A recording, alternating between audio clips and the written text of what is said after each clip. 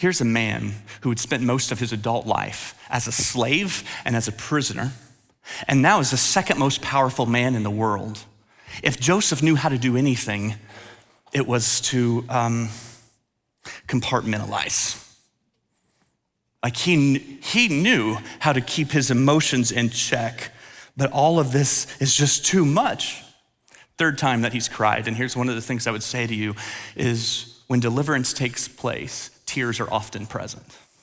I'm not saying they're always present. I'm not saying you can't be delivered without tears. I'm not saying tears means that deliverance happened. I'm just saying that when supernatural deliverance takes place, tears are often part of the story. You can't hold them back. And Joseph just couldn't hold them back. He wanted to think that he had moved on. He wanted to believe that all those troubles of the past were behind him, but that pain and that hurt was still right there at the surface, and he has everyone leave his presence, and he has to decide in this moment what he's gonna do with his brothers. They still don't know who he is. Let's push pause just for a second on this story. Okay, I wanna take you to another story in Genesis of two brothers.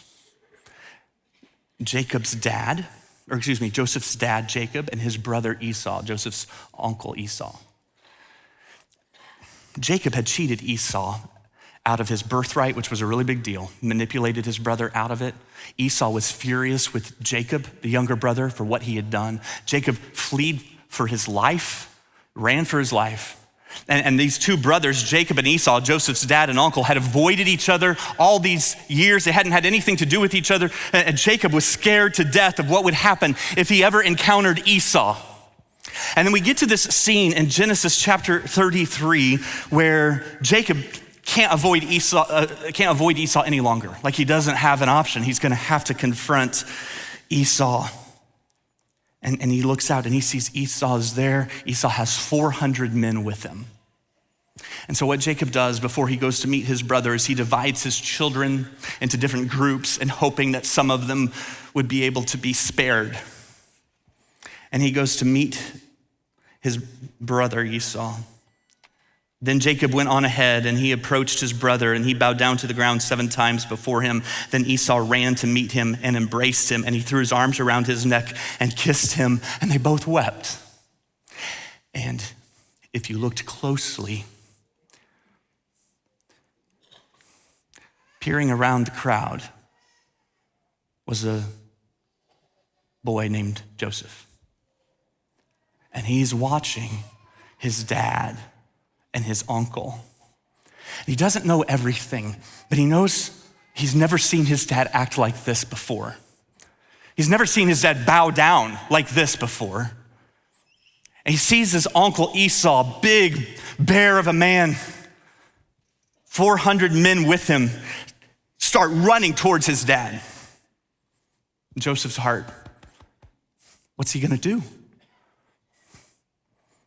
And he watches as his dad and his uncle embrace and weep.